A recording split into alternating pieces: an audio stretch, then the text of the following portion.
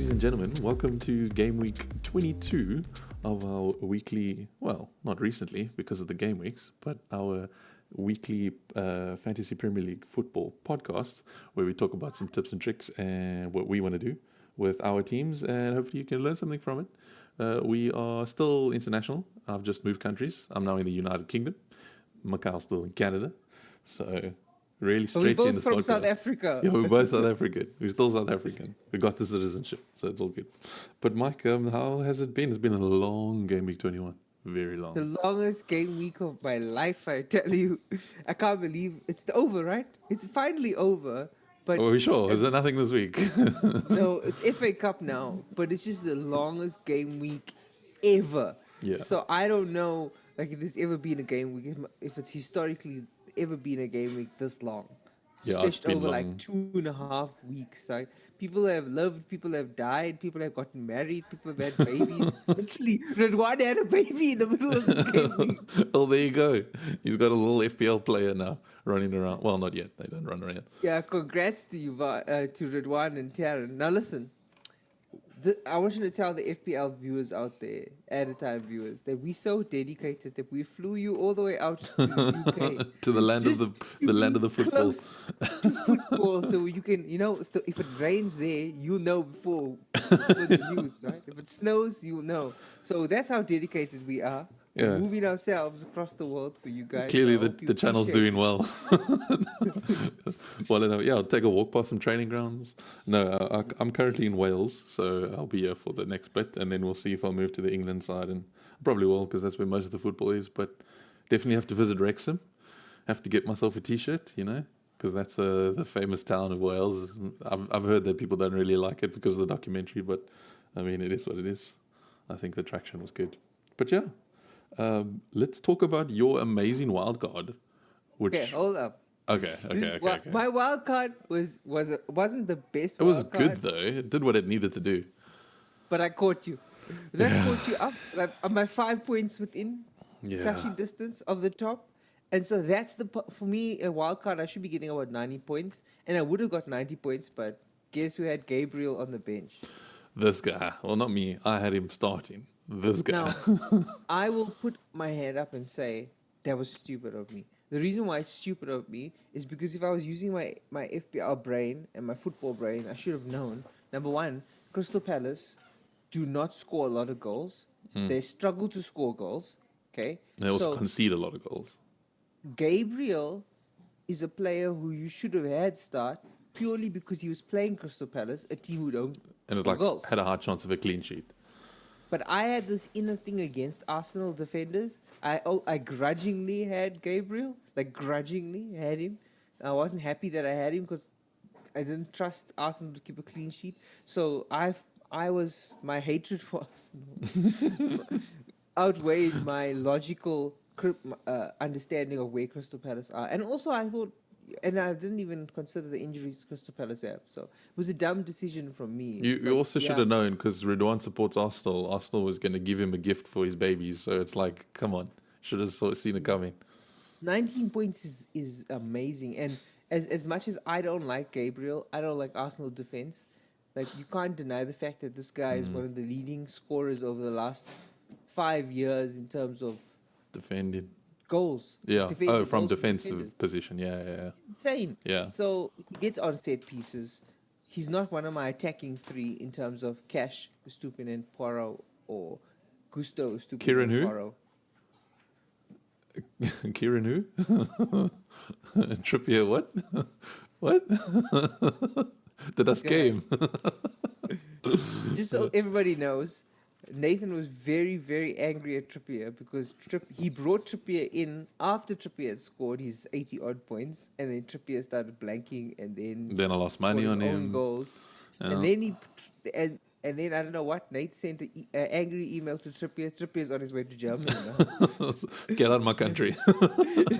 Trippier heard Nate was going to UK and he ran. He ran for his life. Anyway, but that we'll talk about it as well. But that opens up the cheaper options for the Newcastle defense now, like Livramento. I think he's still 4.4. Botman is 4.4. Burn, I think Burn's 4.4. Botman's 4.5 still. So there's a way into Newcastle still. And I would say they could finish in the top 5 still. They just got to keep going. I don't think. I like an idiot made a bet with someone Mm. that Newcastle was gonna finish above Spurs. So I Oh, think I don't know I think I now. just lost $100 Canadian. Yeah, So yeah. maybe. Although Spurs bringing Timo Werner back, Timo Werner getting an assist on his debut with I Spurs, watched that game. Timo Werner does what Timo Werner does, which is runs wide, pulls defenders with him, and then gets the and ball then in. pulls it, passes it into the middle, and then they scored. And if he continues to do that, he will continue to rack up points. And then at that price point, he's a decent option. But we still got Richarlison. Yeah. We still got Son. We got too many options. Well, in and the now midfield. also on that, Salah is injured. Picked up an injury playing for Egypt.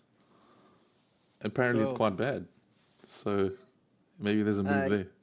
Well, you the one that kept Salah. I'm the one that transferred him out. And remember, my reasoning of do you keep Salah or not was if he goes to AFCON and he gets, my exact words were, if he goes to AFCON and you keep him but he gets an injury, then it's a waste. Mm. And exactly what happened. So what are you thinking Or we need you've to do one with upped me, Salah?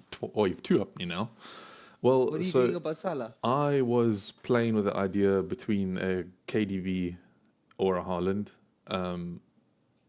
I want to obviously evaluate FA Cup this weekend before I make any moves. KDB was 10.3 when he started, just by the way, when he came back, and he's now 10.6. That's crazy. That's crazy. But I'm going to wait. I have the funds for it because, I mean, if you're going to take out Salah, of course you got the funds for it. But, well, let me Salah's segue this out, into just my to plan. confirm, Salah's out for at least another 3 weeks. Yeah, maybe a month, yeah. So at least, so you are looking to not have him for Quite a couple while. of game weeks Mm. now. He's definitely not making the Chelsea game. And then on top of that, if he's out for the next 3 to 4 game weeks, Liverpool blank game week 26 because they got through to the League Cup final. So you definitely not seeing him before March 2nd minimum. Yeah. I'm still considering bringing in Haaland for Archer, though, for game week 23. Maybe not this week. Because of depending on how his fitness levels are. But the only thing I'm worried about is that if I bring KDB in for Salah, that I don't have a route back to Salah if I have Haaland and KDB. I'd have to take a free hit. Because I think Liverpool have a double game week coming up because they don't play game week 26. So that's something to look forward to as well. I think game week 25 or game week 27, one of the two, they're going to do a double because they do blank 26. Also something to think about. We'll talk about that. The blanks and the strategies you can start putting into place for now, and what's 100% confirmed and what the rumors are. But back to that, your point, Salah to KDB, is that the move that people should be making? Those people who held Salah, you move to KDB. Yeah, I think inevitably you would then downgrade KDB to Son later when he's back, and then you'd look to put Salah back in for maybe like Richarlison or someone else like that. So I think the move is to KDB right now for Salah. But you didn't bring in a Liverpool replacement, did you? No, and I'm not too upset about that. I mean, Jota did hurt a little because he really old. But no, I didn't bring in any other Liverpool players for that, and I paid the price. So if you go in KDB, but you're not going to bring a Liverpool player in there. Like, do you No, suggest well, that people out there have a Liverpool player if they can? I would still back Foden for one more week, but then maybe put Jota in for Foden when Haaland and KDB are both playing. I think those become the premium picks, not really Foden. I'll give Foden one more week because I think he will. He was a strong consideration for me to captain him as well against Burnley. But I am leaning to a different player, which we'll get to. But yeah, so I think for now, hold Foden for another week. Otherwise, look to a move to Jota because Salah's still going to be out for a month, like we just said. So. Yeah, we spoke last week, or not last week, on our last podcast about our wild cards, right? Drafts. And we both, I don't know if you went Dyers, but I was definitely on the Jota train. Yeah, I think I went Dyers. And Dyers did score in the FA Cup. So Jota and Dyers are both good picks, but there's so much hype around Jota. He didn't start. The question is, does he start? I still think that's a yes. So He's a good baller, man. He's just good. He's so solid. Like, Any other team he'd be starting. In actual fact, what they did was they played Jota up front and they played Darwin wide, and it worked because Darwin, who can't shoot for, Pass the ball. Yeah. I mean, and then he gets the little cut back around the keeper and scores the goals, the easy goals. So moving Darwin out wide seems to help. So it might have turned Darwin into the killer that Klopp needs him to be. So and here's the thing: Liverpool are few points clear at the top, and without Salah, and they got Darwin and Jota and Diaz firing. Like, I think they'll walk the Premier League at this point. Yeah. This is not the same Premier League. This is not the same Liverpool that slipped their title like up. with This 3 is or 4 Liverpool points, yeah. who have been there, won things, and now have the experience of chasing City to know that if you chase someone long enough, you learn to run fast and not give up because you're chasing someone. And if they have that same mentality of chasing someone, the league's gone. And for FPL, that means that, like Diego Jota, Nunez becomes an option. And that's all before even Salah comes back. So FPL wise, and those are price points, right? 7.8. What Jota sitting at now? I bought him at quite a decent price. Yeah, he's picked up price quickly. He's like KDB. Jota. He's now 7.9 to buy. That's crazy, isn't it? Yeah. So I would say Jota is definitely a decent pick that went well for my last wildcard. Gross did not go well, but if you look at the underlying numbers, like, he was up there in terms of expected goals, in terms of shots. Yeah, he should have done something. It was a 0-0 draw, but if they had scored, it would have been Gross. It was also same for me with my Saka captain choice at the last minute. He managed to stay away. He managed to scare himself off from 5-goal win to Arsenal. He didn't get anything. I mean, what can you do? But we then decided that Palmer was the best captain. I know. We decided this together. Why would you do this? That was foolish, Nathan, trying to pull ahead further when he should have just kept the gap. That's what happened. For me, Saka would have been a risk because I already felt like before this game week, he was a player that people were transferring out. People were not having faith in. He was in a dry spell, and all of a sudden, here we go with Saka blanking in a game where and on even there's debates in football land right now whether Saka is better than Palmer in terms of playing for England. That's a debate right now. Oh, yeah. Right? And I mean, Palmer's on different kind of form right now. He's on another level. Even Palmer, just by the way, sorry, quickly have to say this: Chelsea need to give us credits because I saw an Instagram post they said cold Palmer, and we started that. Just saying, we started cold Palmer. Yeah, someone needs to give us some rights or royalties or something, or just a cold beer, something. We already give the announcers permission to say Added Time, so we made a deal with them. Yeah. So Diego Jota in midfield. You say, can we agree? Kevin De Bruyne is back. He was so good. KDB is back. His hair is amazing. So good. He's got the hair now, doesn't he? He's actually so good. Did you see that finish? Just nice placed, low shot, easy goal. Like, KDB is an FPL points machine. If City gonna pull up to Liverpool, this is the player that's gonna do it, with or without Haaland. He's just a dream player, one of the best midfielders in the game right now, if he stays fit. But that's the problem. They're playing in the FA Cup. On Saturday? This weekend for sure. They're playing Tottenham. Today they're playing Tottenham. Oh, tonight. Well, there you go. Friday. They're playing Tottenham today. And if Man City... But my problem with KDB is there are people that have brought him in, and if he gets injured against Tottenham, right? Or if he plays the full 90 minutes, does he not get rested? Against Burnley? Burnley. And honestly, if Pep was going to rest someone against someone, it'd be KDB. It'd be KDB against Burnley. Yeah. So those people bringing in KDB, beware, because he's back, but he does need to be rested. He does need to be managed. Yeah, remain patient. You've got the weekend to make a decision. Make an informed one. Don't regret Everybody it. has money because they took out Salah. So So we got money, man. So relax yourselves. Another quick shout out. It was another pick that we had. He didn't quite score a hat trick, but he did have a goal in his return. It was Ivan Toney. You, Tony, that guy, he came out of the stadium and they made the Undertaker theme while he walked out. The stadium went dark, and red lights came on, and Tony was walking out the field with the Undertaker theme. I don't know, Brentford, a touch of drama there, but it was.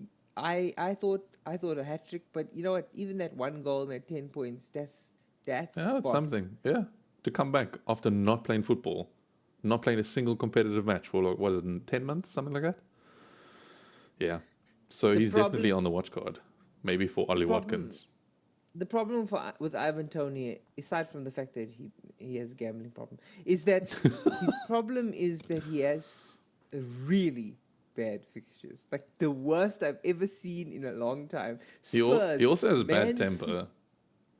I like that. I wish he was at Chelsea, honestly. Oh. If it was anyone we buy, I think Tony gives me that Diego Costa vibes. Yeah. He moved the ball. Everybody was in uproar. Did you see? So the referee put down the spray, put the ball down. He moved the ball, okay, which is normal, and then he moved the spray. He picked up the spray and he pushed it back and then he hit this free kick and went in. So yeah, that's what we need at Chelsea. But I'll just say, Tony's fixtures: Spurs, Man City, Wolves away, Liverpool at home, Man City away, West Ham, Chelsea, Arsenal. Yeah, it's Like, tough. that is really tough. But honestly, I think he still will score more than Watkins over the Well, next. I was about to say, I couldn't think of a better run of fixtures to prove that you're a top quality striker and that you need to be at a top quality club. And I know he is playing Liverpool and Man City, but that's double game week 25. He's got 2 games in that 25. So if you are bringing him in, not only are you getting a player who's wanting to prove himself, as you just said, but he's going to be double up on game week 25 against tough teams. But Man City are not defensively Sound. non-penetrable. They leak. Mm. And Liverpool, I would say Liverpool would be the tough one out of those two to score against, because with Trent coming back and Robbo back now, it does bring some other premiums to the table. Are we going for Trent Alexander-Arnold, or do we stick with Estupinan? Well, I just want to say as well, my Kyle Walker pick also got points. Yeah, he did. So- But I still believe that Man City defensively and Kyle Walker. No, I agree. Does, It was just but- it was the sub for Trent. That's what But- it was. Because James is It- gone, Trent is gone, so it's Walker. it Trippier's was gone. worthy. Yeah. It was worthy, and the way Walker gets up there, like a Oh, he's so quick. a It's like wing 30 back, but and he runs. plays- Yeah. he out of James and Trent and all of the players you just mentioned, even Trippier, even Cash, Walker, when he attacks, plays the most forward. Mm. Like Yeah. a very attacking wide. He plays forward player. right wing. So- Like, his position is insane. Like, he will really occupy that dead space. You know, the dead space on the football field, the 4 corners. yeah, no one's really Really there, but he's there. Gets Yeah. stuck into that space. So yeah, you were right about that. I'll give you that one. But Estupinan, can we agree that Estupinan is a must-have? Yeah, he is a good pick to have. I would even argue to Estupinan- take out cash for Estupinan. Estupinan and Poro, must-haves. Yeah, Poor is so expensive right now. I think he's at 6 mil. That's crazy. Yeah, he is a must-have. If you don't have him already, though, that's going to be a tough way to find funds for him. But don't Spurs sleep on are so Estupinan. attacking. Yeah.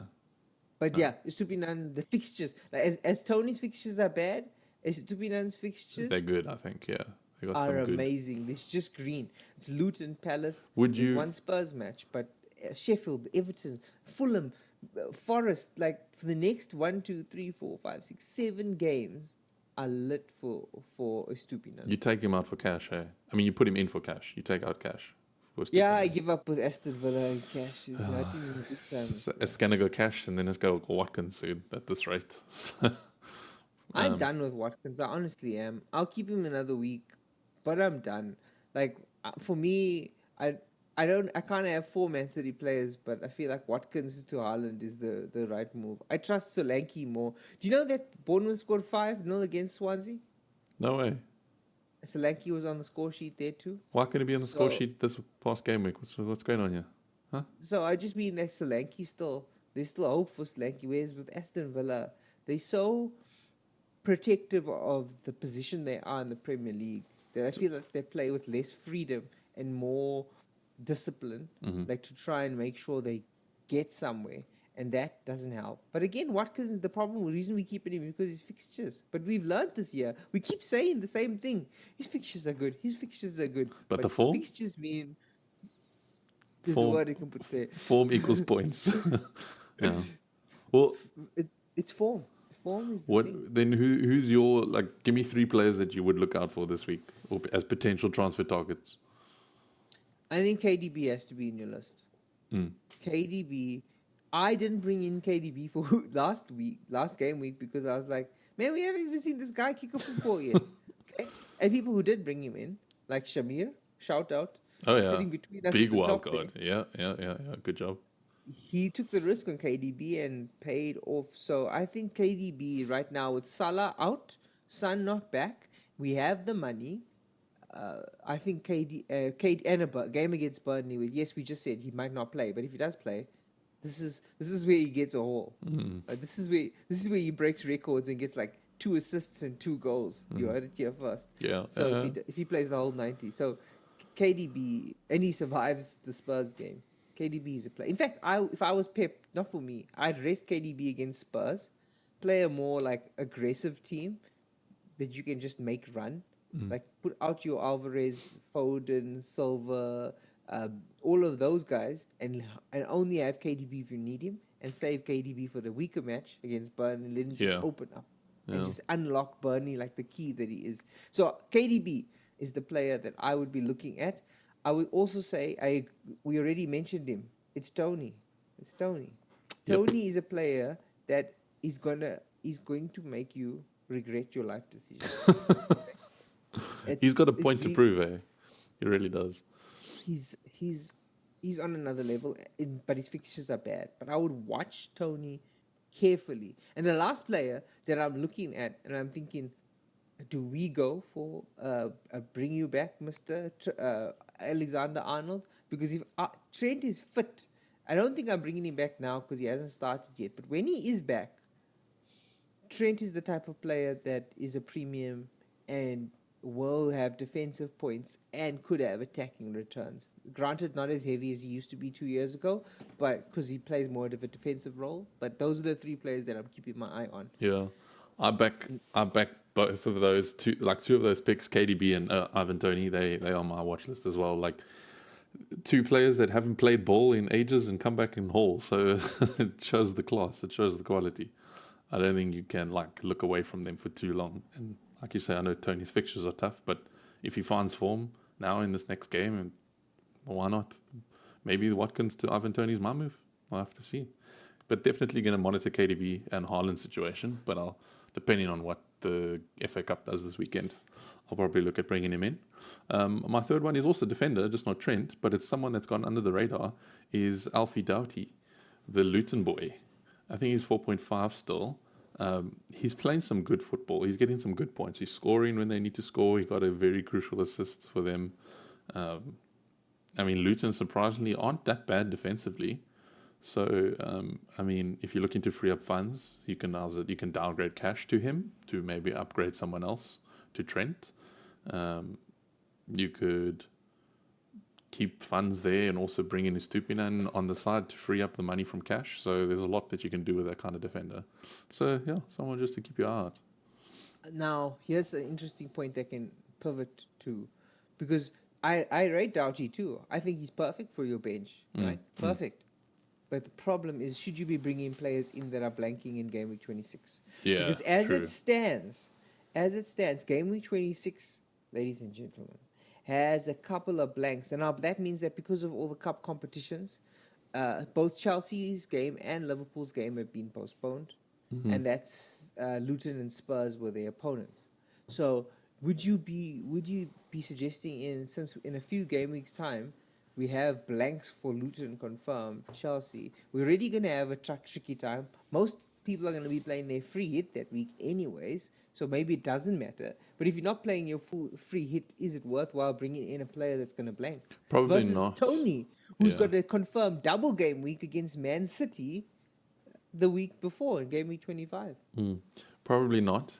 But so my watch list players is a strategy of playing a free hit, because I'll probably look to play a free hit because I still like the fixtures of those players after the blank.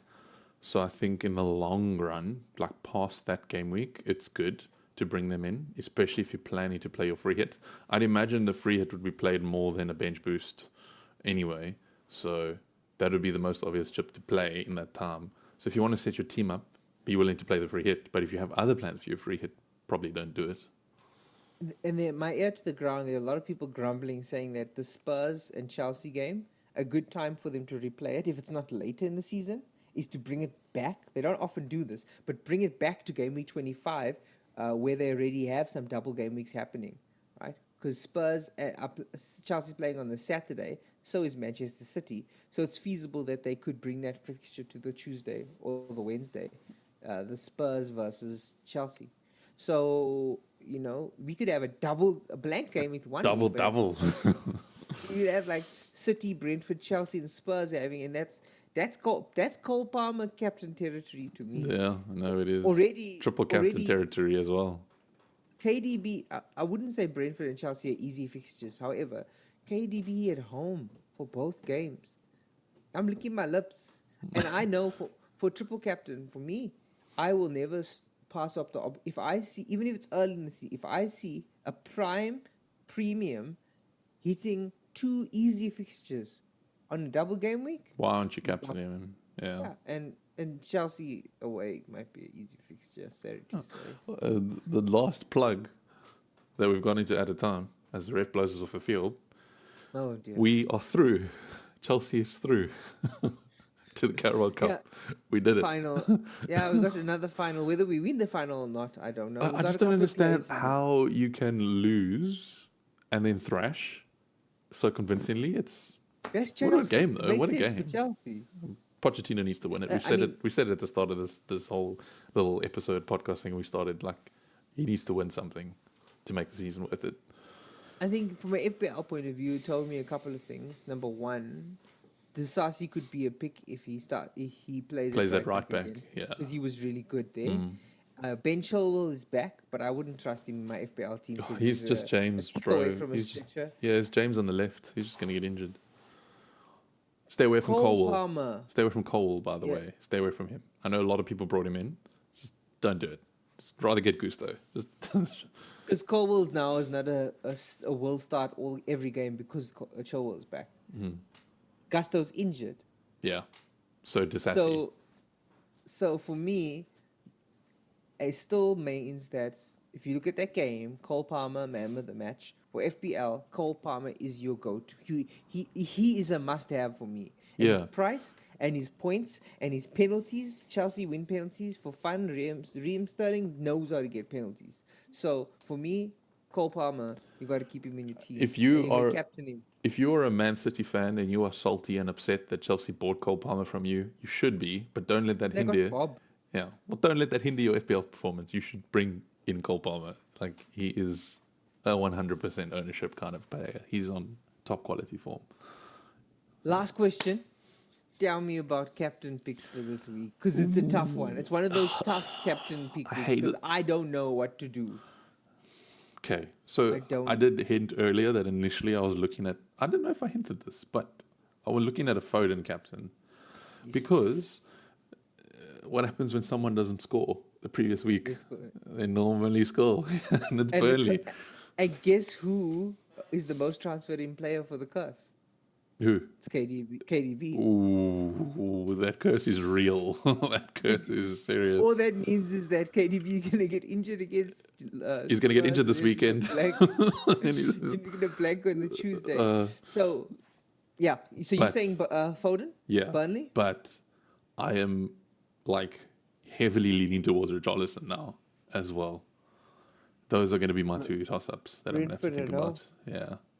Because Brentford will probably score, but I don't think they'll keep a clean sheet. So it could be like a 5-3 kind of a game to Spurs when Toney gets a hat-trick kind of a thing. I wouldn't be surprised. But those are my two players. like 60% Foden, 40% Richarlison, but it's changing. So, And Saka? nah, stuff like that. So, some people might captain Watkins because of Newcastle's poor form recently, but this might be the time they turn around. So I wouldn't do that. I agree with you that I think we should be looking at Man City against Burnley as a captain. Yeah. And I do like your Foden pick, and I'm not getting rid of Foden this week. Nah. However, I will announce to the world, Nathan and everybody in the FPL Mini League, I brought in KDB. This I took out guy. Saka. I brought in KDB. He's currently sitting on my bench as my captain. You are going to get an injury strike against your name, sir. It's fine. If he doesn't play, Cole Palmer is vice, and that's what we said we were going to do. Cole Palmer as vice is never a bad thing against Liverpool. There's a penalty waiting to happen. So I'm opening up myself here to be maneuvered around. I've started playing checkers. You've kept on playing chess. That's what's happened. I'm just saying, I wanted him to get him in a little bit before the price rise, and I do think he's pedigree. And I think also if you look at KDB, he is bulked up. He's been hitting the gym. I think he's built some muscle to protect himself. He's going to have all the skill that he had before, but now he's added the muscle and the strength to like handle being in the field longer and standing up longer. This guy. I think KDB is going to be a dream player, and I do think Foden and Alvarez are good captain picks, but KDB I can't. Now, I have to give you credit at the end of the podcast because I've been able to predict your moves this season so far and been able to call out the moves on podcast, and we have a laugh about it. But now I need to have a reevaluation of how I play this game. You are doing bits.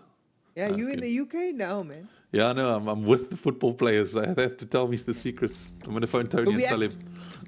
We have to call it now. But thanks everybody for listening. I know it's been a long 2 weeks, but we will see you again next week. The game week starts on Tuesday. Don't forget, evening deadline. We'll catch you guys.